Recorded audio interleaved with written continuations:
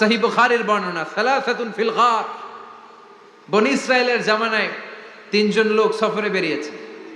বানোয়াট ঘটনা না, এটা বুখারীর ঘটনা। সফরে বেরিয়েছে, মরুভূমির মাঝখানে প্রতিমধ্যে প্রচন্ড তুফান আর বৃষ্টি। বৃষ্টি থেকে বাঁচার জন্য এর একটা পাহাড়ের গুহার ভিতরে ঢুকেছে। হঠাৎ থান্ডার, বজ্রপাত, বিজলি, মুষলধারে বৃষ্টি। বৃষ্টির পানিতে পিচ্ছিল হয়ে উপর থেকে বিশাল প্রকাণ্ড একটা পাথরের খণ্ড এসে গুহার মুখের মধ্যে আটকে গিয়েছে।